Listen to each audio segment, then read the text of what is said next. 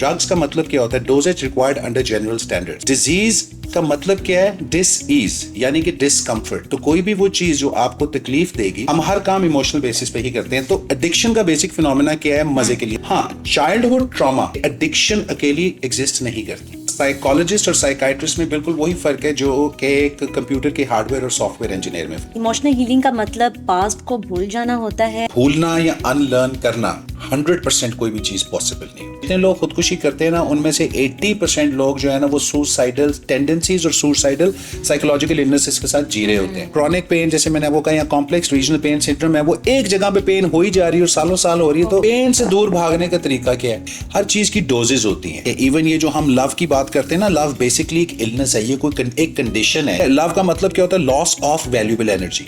जब आप किसी के साथ प्यार करते हैं, चाहे वो आपकी वालदा है, आपका वालिद है, आपका बच्चा है, आपका हस्बैंड, हर चीज का अल्टरनेटिव है। इस दुनिया में हर चीज का सोल्यूशन है।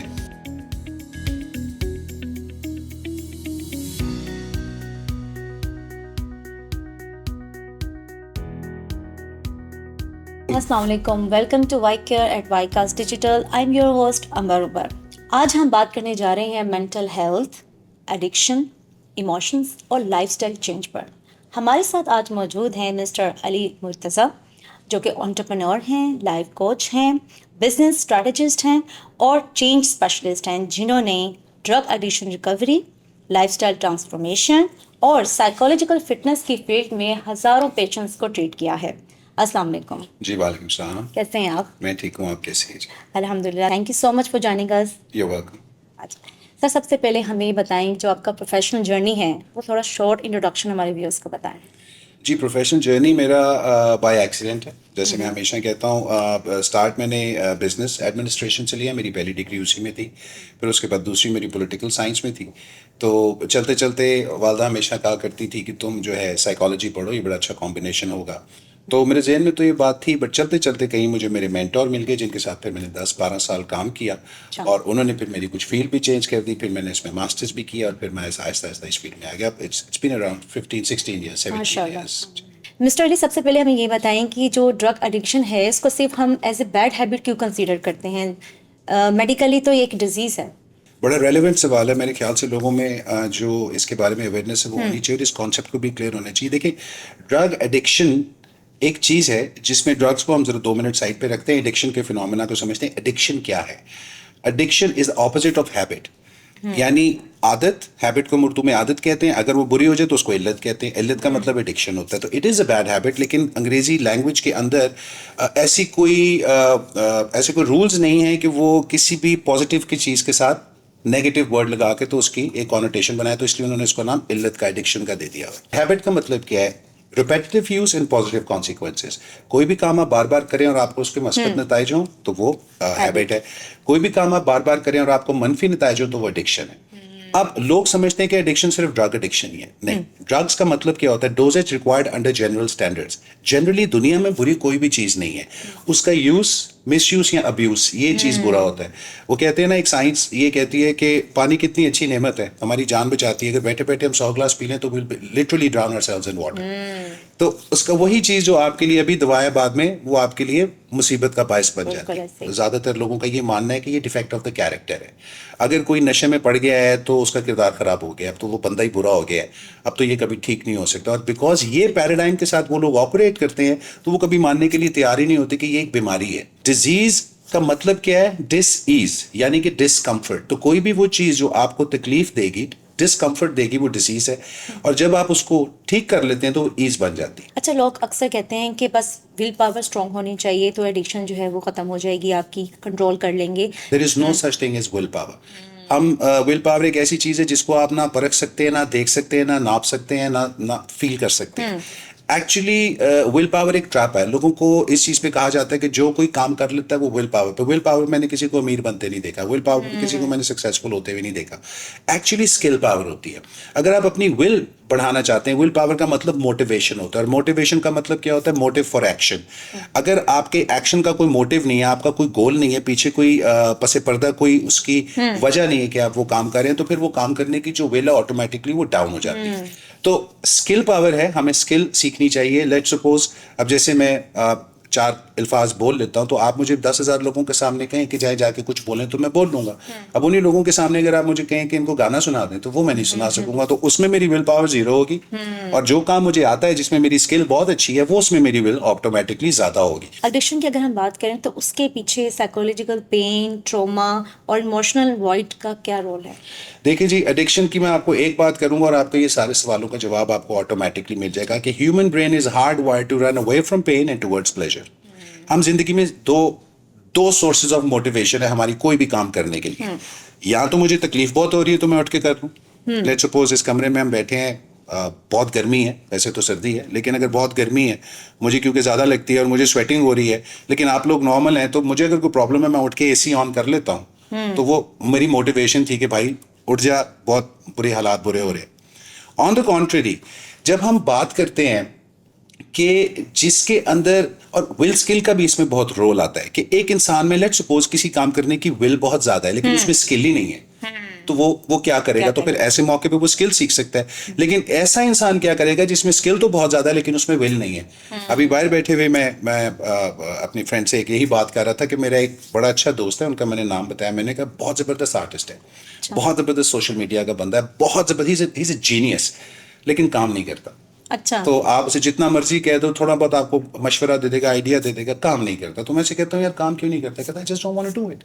लेकिन वो कहते हैं ना कि all decisions in this world are made on emotional basis and justified by intellect. हम हर काम इमोशनल बेसिस पे ही करते हैं। तो एडिक्शन का बेसिक फिनोमेना क्या है? मजे के लिए दुनिया करती है। ये सब बातें हैं कि मुझे दुख बहुत था, मेरे पास पैसा नहीं था। बंदा पूछे आपके पास पैसा नहीं था, शराब और नशा खरीदने के पैसे थे, और फिर ये बात करनी कि मेरी वाइफ मुझसे बहुत लड़ती है या मेरे हालात बहुत खराब हैं, ये सब बहाने, दे आर ऑल एक्सक्यूजेस। हाँ, चाइल्डहुड ट्रॉमा एक फैक्टर जरूर हो सकता है, लेकिन इससे भी बड़ा जो फैक्टर है जो हमें समझने की जरूरत है कि एडिक्शन अकेली एग्जिस्ट नहीं करती। अगर कोई एडिक्टिव पैटर्न्स में है तो उसको साइकोलॉजिकल इलनेस आ जाएगी। अच्छा। और अगर कोई साइकोलॉजिकल इलनेस में है तो उसमें एडिक्शन आ जाएगी। ये को एग्जिस्ट करती है। तो ज्यादातर मैं फीमेल्स को आजकल ट्रीट कर रहा हूं और मैं देख रहा हूं कि फीमेल्स के अंदर जो वजह थी एडिक्शन की वो यही थी। और वो वजह ये थी कि मोस्ट ऑफ द टाइम्स उनको पता ही नहीं होता कि मुझे एक साइकोलॉजिकल एडिक्शन है जिसकी वजह से मैं डिप्रेस रहती हूँ, जिसकी वजह से मैं एंग्जाइटी में रहती हूँ, मेरा सर दर्द क्यों रहता है, मेरा मूड बुरा क्यों रहता है। किसी फ्रेंड ने कहा तुम ऐसा करो, तुम ज़ैनेक्स खा लो, तुम ये फलानी खा लो, तुम फलानी गोली खा लो तो तुम ठीक हो जाओगी। उन्होंने वो गोली खा ली। अब एक फ्रेंड के कहने पे उन्होंने वो एक गोली खा ली और वो एक गोली ने 1 घंटे तक उनको असर दिया।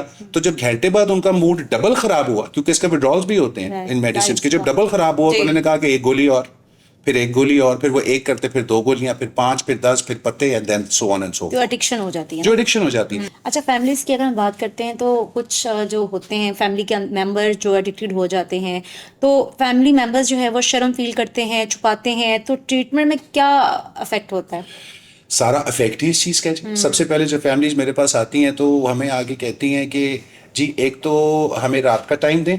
अगर फोन करते हैं, मैं जी रात का क्यों, हम तो यहाँ पे 8 बजे चले जाते हैं। नहीं जी प्लीज आप हमारे लिए रात का टाइम दें, हम आपके घर आ जाते हैं।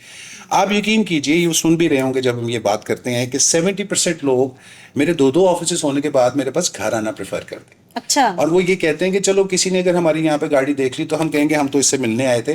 तुम्हारे ऑफिस के बाहर जो, क्योंकि बोर्ड लगा होता है तो लोग कहेंगे अब ये साइकाइट्रिस्ट के दफ्तर के बाहर या साइकोलॉजिस्ट के दफ्तर के बाहर खड़े, ये पागल हो गए। तो एक इसके साथ टैबू भी अटैच्ड होता है, स्टिग्मा अटैच्ड होता है। और फिर शेम एक ऐसी चीज है, उन माओं को या उन वालिदैन को ये लग रहा होता है कि सिर्फ हमें पता है कि हमारा बच्चा नशे की बीमारी में मुब्तला है, दुनिया को नहीं पता। अनफॉर्चुनेटली ये आखिरी लोग होते हैं जिनको पता लगता है। तो ये चीज से हमें बाहर निकलना पड़ेगा, टॉक्सिक शेम से बाहर निकलना पड़ेगा, शेम हीलिंग सीखनी पड़ेगी। शेम हीलिंग क्या होती है?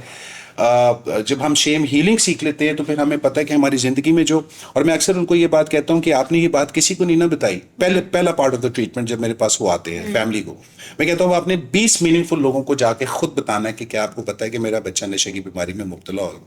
तो वो आगे से कहते हैं ये क्या बात हुई, ये तो वो हमारा मजाक उड़ाएंगे। मैं कहा इस तरह नहीं उड़ाएंगे। अगर आप नहीं बताएंगे ना तो पीछे से बहुत उड़ाएंगे। अगर आप खुद जाके बताएंगे ना तो कोई बात नहीं, वो आपको खुद आगे से अगली माँ कहते कि मेरे बच्चे को भी ये मसला है, चलो मिलकर कुछ करते हैं। And this is how it works. Mister Ali, ये बताएं कि मेडिकल ट्रीटमेंट और थेरेपी के बगैर क्या सेल्फ मोटिवेशन पर हो सकता है इलाज? बिल्कुल नहीं हो सकता जी। अगर कोई करेगा तो मैं उसको आइंस्टाइन कहूंगा और मैं उसका स्टूडेंट बन जाऊंगा, बनना पसंद करूंगा।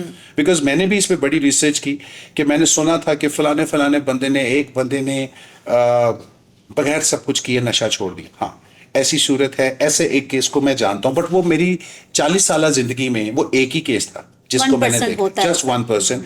और उनके से हुआ ये था कि और उसके कुछ अर्से बाद उनकी डेथ भी हो गई थी अनफॉर्चुनेटली। और हुआ ये था कि नशे के आलम में हेरोइन पिया करते थे, नशे के आलम में वो अपनी बेटी को ना लेके, उनकी बेटी थी कोई 5 साल की थी, गोद में उठाने वाली एज में, तो वो अंदरून शहर में रहा करते थे, और जिस जगह पर वो रहते थे वहां पे एक नाला था जो उनके घर के बिल्कुल बाहर था। और कहते थे वो हमने जब घर से निकलना तो उसको टाप के ही हमने कहीं जाना होता था, कुछ ऐसा सिस्टम था। तो कहते हैं एक दिन मैं बाहर निकला डेली, मैं वहां से टापता था, तो मैं टापा, मेरा पाँव स्लिप किया और मेरी बेटी गिर गई, and I was full high. कहते हैं मैं नशा करके आया। कहते हैं उस सूरत में मेरी बेटी को लोगों ने अंदर नहर के अंदर, वो जो नाला सा था उसके अंदर गिर के उसको बचा भी लिया हुआ था, लेकिन मैं इतना हवास बाख्ता हो गया था कि मैं आधा घंटा रोता रहा और हाथ मारता रहा कि मुझे मिल नहीं रही, मुझे मिल नहीं रही। तो फिर उन लोगों ने मुझे बड़ी ज़बरदस्ती बाहर निकाला और बताया कि हमारे पास है, हमने तुम्हारी बच्ची को बचा लिया है, वरना तुमने मार दिया था आज इसको। ये सुन के उस बंदे ने उसके बाद नशा नहीं किया। ये एक ऐसा केस था जिनको मैं जानता हूं। बट इसके अलावा अगर आप कहेंगे दुनिया में ना 0.001% लोग होते हैं जो किसी तरीके से हिट बॉटम हो जाते हैं। हिट बॉटम का मतलब क्या है कि वो एक बड़ा जबरदस्त कोट है ना कि मछली जब डुबकी लगाती है तो पत्थर चाट के ही वापस आती है। उसका मतलब ये है कि मछली जो है वो किसी भी समुद्र या दरिया की गहराई नाप के ही वापस आती है, वो बीच में से वापस नहीं आ जाती। तो जब इंसान के साथ एडिक्शन चल रहा होता है, ये वाला फिनोमेना चल रहा होता है, तो ट्रीटमेंट में हम लोग क्या करते हैं, हम कहते हैं कि इससे पहले ये नीचे जाके हिट बॉटम हो, हम बॉटम रेज कर देते हैं। हम बॉटम रेज कर देते हैं ताकि ये वापसी की तरफ अपना सबक ले। तो बिल्कुल अकेले ये काम नहीं हो सकता। जब आप दलदल में फंसे होते हैं तो आपको हाथ देना पड़ता है, बाहर से कोई पकड़ेगा तो आप बचेंगे, नहीं तो खुद आप नहीं बच सकते, चाहे जितने मर्जी अच्छे तैराक क्यों ना। फैमिली में मेंबर कोई एडिक्शन हो जाता है तो फर्स्ट मेडिकल स्टेप क्या होना चाहिए? सबसे पहले तो ये होना चाहिए जी, मैं अक्सर आजकल ये बात कहता हूँ कि जिंदगी में कोई भी मसला हो तो छत पे चढ़े, ढंडोरा डाल दें। उसका मतलब ये नहीं कि लिटरली आप यही करें, उसका मतलब ये है कि मीनिंगफुल लोगों को बात करना शुरू कर दें, स्प्रेड द वर्ड, और सब शेयरिंग करें, मशवरे लें, और उसके बाद फौरन इंटरनेट पे बैठ जाएं और वहाँ पे बेस्ट ट्रीटमेंट सेंटर्स को गूगल करें, उनको देखें, थोड़ी सी रिसर्च करें and go directly to the centre. Heroin users को ये भी कहते सुना है कि जी खुराक होवे तो फिर कुछ ना के अंदर नशा, तो ऐसा कुछ नहीं है। लेकिन ये जो टोटके हैं इनसे बचें, फौरन एक प्रोफेशनल के पास जाएं, एक और ये याद रखें कि मेडिकल डॉक्टर्स खाली इस चीज़ को ट्रीट नहीं करते। ये मैं लोगों का एक कॉन्सेप्ट आपकी वसादत से आज क्लियर करना चाहता हूँ, जो कि अक्सर मुझे कभी मौका नहीं मिला कहीं बात करने का, और मैं लोगों को ये बताना चाहता हूँ कि देखें हर काम का एक माहिर होता है और वो माहिर अलहदा होता है। अगर जो दिल का डॉक्टर है वो टांग का ऑपरेशन नहीं कर सकता, जो दिमाग का डॉक्टर है वो दिल का नहीं कर सकता। तो जो साइकोलॉजिस्ट हैं और जो साइकाइट्रिस्ट हैं, इसमें थोड़ा सा डिफरेंस समझें। लोग ये समझते हैं कि नशे का मसला हो गया साइकाइट्रिस्ट के पास भागो, नशे का भाई साइकाइट्रिस्ट की डोमेन नहीं है, ये डोमेन साइकोलॉजी की है। साइकोलॉजी माइंड को डील करता है, साइकाइट्रिस्ट ब्रेन को डील करता है। हमारा दिमाग कहाँ होता है? हमारे ब्रेन में, लेकिन हमारा दिमाग हमारे ब्रेन में नहीं होता। Our mind is not in our brain, our mind is in our body. इसलिए तो हम कहते हैं कि दिल कर रहा है, उस टाइम हम ये नहीं कहते दिमाग कर रहा है। तो वो जो दिल कर रहा होता है वो हमारा माइंड है। अगर मुझे घुटने पे चोट लगती है तो मुझे यहाँ पे दर्द होगा, मैसेज यहाँ से आ रहा है, दर्द यहाँ पे हो रहा है। तो माइंड मेरे घुटने में भी है, मेरे हाथों में भी है। और एक मसल मेमोरी होती है और एक मेंटल मेमोरी होती है। तो मेंटल मेमोरी का तो हमें पता है, बट मसल मेमोरी का, क्योंकि मैं स्पोर्ट्स भी करता हूँ, मैं मार्शल आर्ट्स भी थोड़ी बहुत करता हूँ, तो वो जब हम बॉक्सिंग सीखते हैं, जब हम किक सीखते हैं ना, तो वो हम दिमाग से नहीं सीखते, वो हम अपनी प्रैक्टिस कर करके इस हाथ को इतनी आदत डालते हैं कि एक अच्छा बॉक्सर जो है वो सोते हुए भी हुक बड़ा अच्छा मार सकता है। एक अच्छा मार्शल आर्टिस्ट जो है वो सोते हुए भी राउंड हाउस किक बड़ी अच्छी मार सकता है। उसके लिए उसको अवेकेंड होने की जरूरत नहीं होगी। और एक मूवी थी, है तो बड़ी कंट्रोवर्शियल सी मूवी, लेकिन यहाँ जिक्र मैं इसलिए करना चाहूंगा कि it makes all the sense, कि जैकी चैन की एक मूवी थी ड्रंकेड मास्टर। उसके अंदर जब तक वो नशा नहीं करता था तो वो फाइट नहीं करता था। तो उसकी वजह यही थी कि वो अपने माइंड को सेग्रीगेट करता था। उसका मतलब ये नहीं कि नशा करता, वो अपने माइंड को सेग्रीगेट करता था और बॉडी की मेमोरी से फाइट करता था, इसलिए जीतता। तो इन चीजों को भी मद्देनजर रखना कि भाई हमारा माइंड हमारे दिमाग में नहीं है। बच्चे को नशे का मसला हुआ है, go to a psychologist. Psychologist के पास आप जाएंगे, 80% काम साइकोलॉजिस्ट ने करना है, 10% काम साइकाइट्रिस्ट ने और 10% काम मेडिकल डॉक्टर ने करना है, ये टीम ने करना है। मिस्टर अली, ये बताएं कि जो साइकाइट्रिस्ट है और जो साइकोलॉजिस्ट है, इन दोनों में क्या फर्क है? हाँ जी, बड़ा अच्छा रेलेवेंट सवाल है जी। देखें, साइकोलॉजिस्ट और साइकाइट्रिस्ट में बिल्कुल वही फर्क है जो कि एक कंप्यूटर के हार्डवेयर और सॉफ्टवेयर इंजीनियर में फर्क है। अच्छा। जब हम साइकाइट्रिस्ट की बात करते हैं तो साइकाइट्रिस्ट कंप्यूटर का हार्डवेयर ऑपरेटर्स हैं, जो साइकोलॉजिस्ट है ना, ये सॉफ्टवेयर के साथ काम करते हैं। एक psychiatrist deals with the brain, psychologist deals with the mind. अब माइंड क्या है? माइंड फंक्शनिंग है, माइंड एक बेसिकली प्रोसेसिंग है, और वो हार्डवेयर वाला बंदा नहीं कर सकता। हार्डवेयर वाला बंदा जो है वो कील ठोक सकता है, थोड़ी कटिंग कर सकता है, थोड़ी स्टिचिंग कर सकता है, कुछ जोड़ सकता है, कुछ तोड़ सकता है, लेकिन उस सॉफ्टवेयर को जो एक्ट करवाना है वो असल काम साइकोलॉजिस्ट का होता है। तो ये समझ लें कि ये बेसिकली ब्रेन सॉफ्टवेयर इंजीनियर्स हैं साइकोलॉजिस्ट, और जो साइकाइट्रिस्ट हैं ये ब्रेन हार्डवेयर इंजीनियर्स हैं, और ये दोनों इन कोऑर्डिनेशन चलते हैं। जब ट्रीटमेंट साइकाइट्री की तरफ से निकलेगा और साइकोलॉजिस्ट और मेडिकल डॉक्टर उसको साथ फॉलो करेंगे तो 100% रिजल्ट्स तब आते हैं। बचपन के अगर एक्सपीरियंसेस की बात करें और पेरेंटिंग स्टाइल की बात करें तो अडल्ट पर कितना इमोशनली रिएक्शन होता है जब वो बड़ा होता है, क्या शेप करता है उसको? लेकिन जी, जो बचपन है हमारा, ये हमारा प्राइमरी टाइम है, जिसे आप समझ लें कि बचपन में, क्योंकि माँ की गोद आपका सबसे पहला स्कूल होता है, वहाँ से आपका पैराडाइम बनता है। पैराडाइम क्या होता है? पैराडाइम का मतलब होता है सेट ऑफ मेगा बिलीव्स, जिसके ऊपर हम ऑपरेट करते हैं। जैसे मेरा, आपका, हम सब का जो पैराडाइम है वो मुसलमान का पैराडाइम है। हमने जो भी ऑपरेट करना है वो कुरान, सुन्ना, अहदीस की रोशनी में ही करना है, हमने उससे लेफ्ट राइट नहीं होना। उसी तरीके से क्रिश्चियंस का, उनका पैराडाइम होता है, उन्होंने अपने सेइंग्स के हिसाब से जाना होता है। हमारा जो पैराडाइम होता है उसमें हमारी जो एज है, जिसको आप साइकोसेक्सुअल स्टेजेस भी कह सकते हैं, हमारे साइंटिस्ट ये बताते हैं, या हम इसको डिफरेंट स्टेजेस भी कह सकते हैं, जिसमें जो पहली स्टेज होती है, बच्चा 1 से लेके 6 साल तक की ये स्टेज होती है, इसको हम कहते हैं कॉन्क्रीट थिंकिंग स्टेज। ये कॉन्क्रीट थिंकिंग स्टेज इसको हम इसलिए कहते हैं बिकॉज ये स्टेज कुछ इस तरह से होती है कि जब आपने कभी नोट किया हो, कंस्ट्रक्शन साइट पे आप जाएं तो एक जगह पे सीमेंट, रेत, बजरी और पानी उन्होंने मिक्स करके डाला होता है, वो गीला होता है। अब उससे उन्होंने कंक्रीट बनानी होती है ना, तो अब उसका वो वेट कर रहे होते हैं कि ये सूखे ताकि ये हार्डन हो। तो बच्चे की जो 5-6 साल की उम्र तक की वो स्टेज होती है ना, वो उस तरह की स्टेज होती है। वो उसकी थिंकिंग जो होती है ना, वो semi solid, semi liquid type होती है। अच्छा। जिसके अंदर आप जो भी फेंकते रहे वो ग्रास्प करता रहेगा। जब वो 7, 8, 9, 10 साल की उम्र में जाता है तो वो एब्स्ट्रैक्ट थिंकिंग में कन्वर्ट होती है, और फिर टीनेज आती है जो कि टीन थिंकिंग में कन्वर्ट होती है। एब्स्ट्रैक्ट थिंकिंग का मतलब ये होता है कि वो आपसे सवाल करता है। आप कहते हैं कौवा काला है, तो वो कहते हैं अम्मा कौवा काला क्यों है? आप उसे कहते हैं ये मेरे बाबा है, तो वो कहते हैं ये मेरे बाबा क्यों है?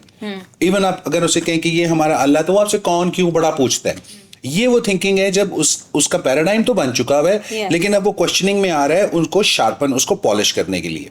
फिर जब वो टीन्स में जाता है, हार्मोनल इंबैलेंस होता है, उसमें बड़ी चीजें होती है। इन चीजों के साथ साथ एक और चीज उसके साथ चल रही होती है, जिसको हम कहते हैं एक्सटर्नल फैक्टर्स। हालात, किस सिचुएशन में वो पला है, क्या वो एक मिलियनर के घर पैदा हुआ है या वो स्लम्स में पैदा हुआ है, क्या वो गरीब घराने में हुआ है या अमीर में हुआ है, पढ़े लिखे में हुआ है या जाहिल में हुआ है, ये बड़ा डिपेंड करता है। लेकिन इसका मतलब ये नहीं है कि गरीब बाप का बेटा गरीब ही रहेगा, अमीर का बेटा अमीर ही रहेगा। होता है इसके बरअक्स है। देखने में ये आया है कि ज्यादातर रिसर्च ये साबित करती है कि वो बच्चे जिनको बेस्ट ऑफ स्कूलिंग्स दी है, बेस्ट ऑफ एवरीथिंग दी है, ज्यादातर वो बच्चे, पैसे की कोई कमी नहीं थी, हर चीज था, वो अपनी बकाया की जिंदगी in and out of rehabs में गुजार रहे हैं, हमारे पास आते हैं, जाते हैं, अपना सारा कुछ। ज्यादातर वो बच्चे जिनके माँ बाप इतने ज्यादा फ्लुएंट नहीं थे, उन्होंने समहाउ, उनमें से उन बच्चों ने जिन्होंने समहाउ कंसिस्टेंट रहना सीख लिया। मैं किसी स्किल की बात नहीं करता, कुछ नहीं बात करता, कंसिस्टेंट रहना सीख लिए। कोई भी काम हो करें उसको रोज करें, कोई भी काम करें, चाहे दोस्ती करें रोज करें, पीआर बनाए रोज बनाएं, एक काम करें उसको रोज करें। अ टाइम विल कम जब आपकी स्किल इतनी मास्टर हो जाएगी कि लोग खुद आपके पास आए। लोग अक्सर कहते हैं कि मुझे समझ नहीं आता कि मैं ऐसे क्यों रिएक्ट करता हूँ या करती हूँ, तो इसके पीछे क्या अनकॉन्शियस माइंड का कोई रिलेशन है? देखिए, ये बात तो वो बिल्कुल सही कहता है कि मुझे समझ नहीं आता कि मैं ऐसे रिएक्ट क्यों करता हूँ, क्योंकि अगर उसको समझ आ जाए तो फिर हम घर बैठ जाए।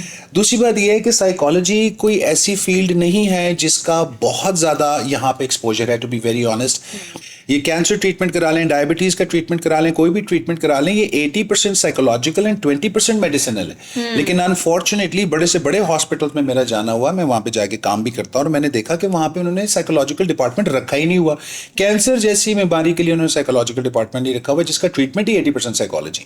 सो एक तो अवेयरनेस नहीं है, दूसरा अब इसके बारे में ज़्यादा बातें हो रही हैं, लोगों को ये पता चल रहा है कि whatever we do in life is 80% psychology and 20% mechanics. आप जो हैं, जैसी हैं, वो आपकी साइकोलॉजी की वजह से, और आपके मैकेनिक्स उसको फॉलो करते हैं। तो मैकेनिक्स पे काम नहीं करना, साइकोलॉजी पे काम करना है। And this is how you make winners, and this is exactly how you make weak people. अच्छा, थेरेपी की अगर हम बात करें तो सबसे मुश्किल स्टेप कौन सा होता है पेशेंट के लिए, कि लाइक प्रॉब्लम एक्सेप्ट करना या हेल्प लेना? देखिए जी, हेल्प जो है ये सेकेंडरी है, सबसे पहले एक्सेप्टेंस होती है। अगर जब मैंने आज तक कोई ऐसा नशेई नहीं देखा, कोई भी ऐसा नशेई नहीं देखा जो कि छोड़ना नहीं चाहता। कोई भी ऐसा नहीं देखा, कोई ड्रिंकर ऐसा नहीं देखा जो छोड़ना नहीं चाहता। मैंने कोई फूड ईटर ऐसा नहीं देखा जो छोड़ना नहीं चाहता। हाँ यार, कम करूंगा, पेट कम करूंगा, बिल्कुल छोड़ना है। सिगरेट पीने वाला, हाँ यार एक दिन छोड़ दूंगा, सारी जिंदगी थोड़ी पीना है। ओ यार, 1-2 साल में छोड़ दूंगा। हर बंदा छोड़ना चाहता है, बट वो छोड़ नहीं पाता, और उसकी बेसिक वजह यह है कि उसको छोड़ना आता नहीं। It's a step by step program. छोड़ने के लिए आपको कोई 2-4 लोगों की मदद लेनी पड़ती है। जैसे जब हम गुस्से में होते हैं, किसी के साथ लड़ने को दिल कर रहा होता है ना, मेरा दिल कर रहा है कि मैं जाके उसको एक लगा दूं, तो जब तक 2-3 लोग मुझे पकड़ के रोकेंगे नहीं, मदद नहीं देंगे, तो शायद मैं उस टाइम में ना अपने आप को कंट्रोल कर सकूं। तो मदद लेना बहुत जरूरी है। तो हम कहते हैं कि ब्रेन टेक्निक सीख लें, जिसको हम कहते हैं learn to carry your own weather. अगर मैं आपसे बात कर रहा हूं और इस बात करते हुए मुझे मजा नहीं आ रहा और आपको देख के ये अंदाजा नहीं हो रहा कि इस बंदे को मजा नहीं आ रहा, तो फिर बात का कोई फायदा नहीं है। तो मूड मैनेजमेंट के लिए जरूरी नहीं है कि सब कुछ मेरे अकॉर्डिंगली होगा तो मेरा मूड अच्छा होगा। वो मेरा अपना मसला है, वो मैंने खुद करना है। इमोशनल हीलिंग का मतलब पास्ट को भूल जाना होता है या उसे समझ कर रिलीज करना होता है? अच्छा, ये भी बड़ा अच्छा सवाल है। देखें, सबसे पहली बात यह है कि भूलना या अनलर्न करना 100% कोई भी चीज़ पॉसिबल नहीं होती। ठीक है, अगर मैं किसी को कहूँ आपको गाड़ी चलानी आती है, वो कहेगा हाँ, मैं कहूँगा आप इसको भूल के दिखाएं, वो नहीं भूल सकता। किसी को आपको चाय बनानी आती है, वो कहेगा जी हाँ, मैं इसको भूल के दिखाएं, वो नहीं भूल सकता। लेकिन अगर आप उसको एक सर्टेन टाइम पीरियड तक, लेट से सालों प्रैक्टिस ना करें, तो आपकी एफिकेसी कम हो जाती है, आपकी एफिशिएंसी कम हो जाती है। अगर आप बहुत अच्छे सिंगर और आप 6 साल रियाज ही नहीं करते, तो फिर तो आप ऑब्वियसली गाना आपको आएगा, लेकिन आपकी एफिशिएंसी कम हो जाएगी। एक तो चीज ये होती है। दूसरा, मैं उनको कहता हूँ भूलो नहीं, रिप्लेस करो। अच्छा, ठीक है, इंसान को जिंदगी में कुछ भूलना नहीं चाहिए, उसको रिप्लेस करो and replace it with better, ताकि आपकी जो आने वाली मेमोरी है वो इतनी अच्छी हो कि पुरानी वाली बुरी वाली मेमोरी को वो फेड डाउन कर दे। हर चीज का ऑल्टरनेटिव है इस दुनिया में, हर चीज का सोल्यूशन है। इस चीज को समझें कि एक मेंटल इलनेस भी एक ऐसी चीज है। हमारे यहाँ पे इतने लोगों को ये पता ही नहीं है कि जितने लोग खुदकुशी करते हैं ना, उनमें से 80% लोग जो है ना, वो सुसाइडल टेंडेंसीज और सुसाइडल साइकोलॉजिकल इलनेसेस के साथ जी रहे होते हैं। जैसे 3 मेजर बीमारियां हैं जो ज्यादातर हमारे मुआशरे में पाई जाती हैं, लेकिन आपको कभी इनका नाम भी सुनने को नहीं मिलता। जैसे सबसे पहले वो कहते हैं ब्रेन एन्यूरिज्म है, दूसरी है ट्राइजेमिनल न्यूरैल्जिया, ठीक है, तीसरी है CRPS, जिसको हम कहते हैं क्रॉनिक या कॉम्प्लेक्स रीजनल पेन सिंड्रोम। ये ट्राइजेमिनल न्यूरैल्जिया होगी, ब्रेन एन्यूरिज्म होगी, ये ऑटोमेटिकली इंसान को सुसाइडल आइडिएशन देती हैं। इनमें पेन्स इतनी ज्यादा होती हैं कि इंसान सुसाइड करके समझता है मैं पेन से रिलीफ हो चुका हूँ। ट्राइजेमिनल न्यूरैल्जिया में फेशियल पेन्स इतनी ज्यादा होती हैं कि इंसान कहता है कि मैं खुदकुशी कर लूँ, वो बेहतर है। ब्रेन एन्यूरिज्म में उसकी ब्रेन के बल्जेस बन जाते हैं। ठीक है, और जो क्रॉनिक पेन, जैसे मैंने आपको कहा, या कॉम्प्लेक्स रीजनल पेन सिंड्रोम है, वो एक जगह पे पेन हो ही जा रही है और सालों साल हो रही है। तो सिर्फ सिचुएशन नहीं इंसान को सुसाइड कराती, ये chemical imbalance in the brain है, इसको भी ट्रीट करना बहुत जरूरी है। सर, शेयरिंग नहीं होती ना अपनों के साथ, फैमिली के अंदर जो है वो इतने ज्यादा वो कंफर्टेबल एनवायरनमेंट नहीं होता जिसमें वो शेयरिंग कर सके, कुछ बता सके, ऐसा भी प्रॉब्लम होता है ना। बिकॉज अवेयरनेस नहीं, अवेयरनेस होगी। जैसे हम बात कर रहे हैं, लोग ज्यादा से ज्यादा बात करेंगे, घर में माएँ बहनें बच्चे जब सुनेंगे तो वो कहेंगे हाँ ये भी कोई चीज होती है, दिल कम टू नो। बाइपोलर का पता लग गया, ट्राइजेमिनल का भी पता लग जाएगा, ऐसा ऐसा CRPS का भी लोगों को पता लग जाएगा, और ऐसा को पता लग जाएगा अच्छा इसको ये मसला है, इसको ये मसला है। Identifying a problem is a problem have solved. If you can not identify it, you will never be able to rectify it. अच्छा, लोग जो हर वक्त पॉजिटिव रहने की कोशिश करते हैं, क्या टॉक्सिक पॉजिटिविटी जो है वो भी मेंटल हेल्थ के लिए हार्मफुल हो सकती है? देखें जी, excess of everything is bad. ठीक है जी, हर चीज की जो एक्सेस है ना वो बैड है। इवन लव की एक्सेस बैड है। हर चीज की डोजेज होती हैं, ये याद रखें। इवन ये जो हम लव की बात करते हैं ना, लव बेसिकली एक इलनेस है, ये कोई एक कंडीशन है जो कि लोगों को लग जाए। और लव स्टेम्स फ्रॉम पेन। ठीक है, लव का मतलब क्या होता है? Loss of valuable energy. जब आप किसी के साथ प्यार करते हैं, चाहे वो आपकी वालदा है, आपका वालिद है, आपका बच्चा है, आपका हस्बैंड है, आपका भाई है, जो भी है, उसको तकलीफ होगी तो आपको तकलीफ होगी, उसको चोट लगेगी तो दुख आपको होगा। इसको हम कोडिपेंडेंसी कहते हैं। तो लव भी डोजेज में होना चाहिए। अगर किसी को 25 मिलीग्राम की जरूरत है तो उसको 30 मिलीग्राम नहीं देना। जब आप ओवरडोज देते हैं ना किसी को, तो फिर वो आपको बैड ट्रीट भी करना शुरू करते हैं। तो लाइकवाइज हमें इन चीज़ों का देख के चलना पड़ता है कि हर चीज़ चाहे वो अच्छी हो चाहे वो बुरी हो, उसकी एक हद मुकर्रर है। ठीक है, मुझे ये बताएं, जो एक साइकोलॉजिकल फिट इंसान होता है उसकी क्या पहचान होती है? या इमोशनली अवेयर होता है वो? देखिए जी, सबसे पहली तो बात मैं एक कहता हूँ, it's not one, nothing is 100% in this world, लेकिन मैं कहता हूँ कि the way you carry yourself from the outside is the way you keep yourself from the inside.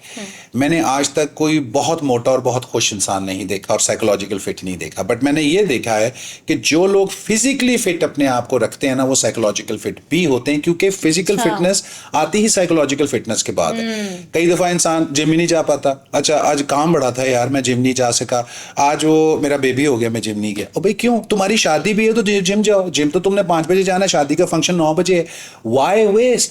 तो ऐसे पैराडाइम्स के साथ जो चलते हैं, किसी भी फिजिकल फिट आदमी को देख के, चाहे वो जाहिल है अनपढ़ है या पढ़े लिखा, फर्क नहीं पड़ता, आप ये कह सकते हैं कि एक चीज नजर आती है जिसको आप कहते हैं डिसिप्लिन। He is discipline. इसने वो खाया जो उसको खाना चाहिए था, इसने वो किया जो इसको किया करना चाहिए था, और ये वो कर रहा है।